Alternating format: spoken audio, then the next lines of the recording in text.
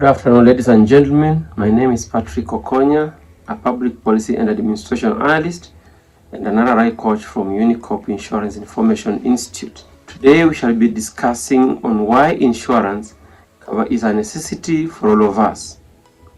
Before we delve into that conversation, there are a few critical questions that we have to ask each other.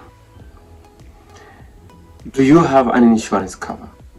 To start with, have you ever wondered whether it's necessary to have one? And if so, do you understand what you are being covered for? Do you understand what insurance is? The simple answer to the above questions will be yes, you need an insurance cover. You need to know and understand what it is that you are covered for. There is a need for you to understand the needs and benefits of insurance so as to make an informed decision and to enable you purchase a cover. Insurance operates on the basis that losses and misfortune can occur anytime. It is informed by the wisdom that it is better to plan for a rainy day so that you can reduce or manage the impact of a loss should it ever occur. There are even various religious teachings that underscore the importance of insurance as a financial planning and mitigation tool. In the traditional Kenyan societal setup, insurance was also practiced, where people would pool resources to help those in need. In fact, that still continues to be practiced in some areas of our beloved country. This practice, however, is not sustainable in the current life. Therefore, there is a need for individuals to purchase insurance covers. Are you prepared? Well, you need an insurance because losses and misfortunes occur from time to time. In fact, in most cases, when incidences such as fires or accidents, sicknesses, motor accidents, and death occur, you are not prepared for the financial consequences that follow. We see cases where people resort to harambes or fundraisings, or they borrow money from friends and relatives who, unfortunately, and in most cases, are often short of money and therefore do not need much help. They may not be ready to assist. Not because they do not want to, but because they do not have.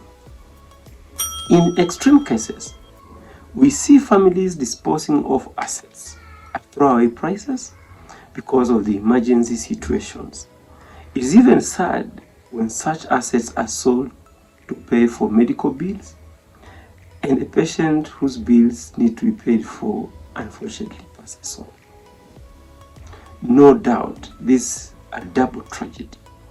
And while insurance will not stop such deaths or losses from occurring, or people holding harambes or fundraisings, it definitely helps cushion those who have suffered losses by availing funds cover for the insured losses.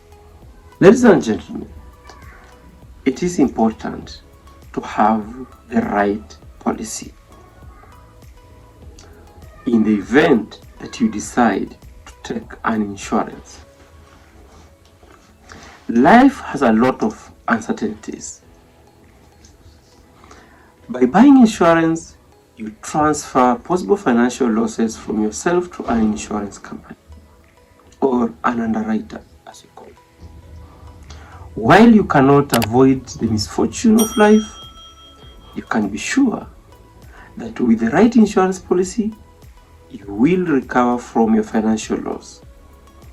So as to fully appreciate the importance of insurance and purchase the right insurance cover for yourself, you need to understand 3 issues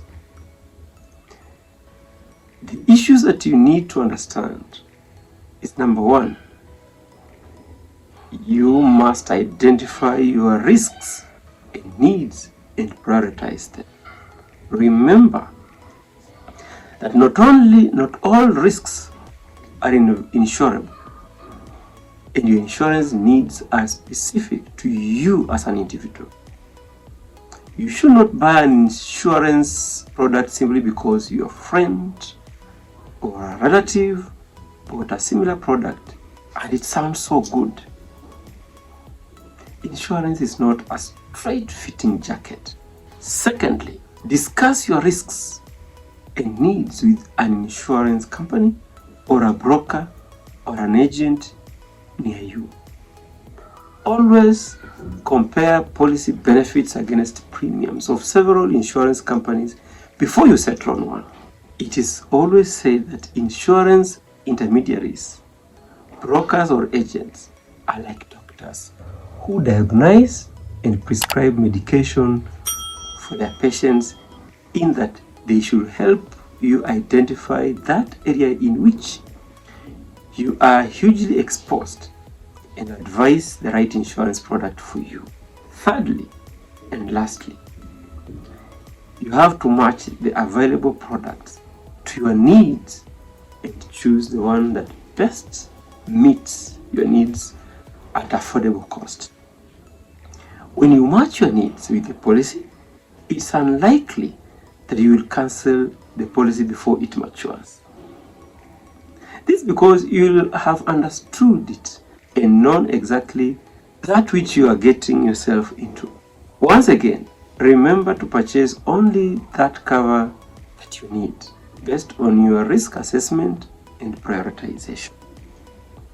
Where possible, avoid instances of buying more or less than you need.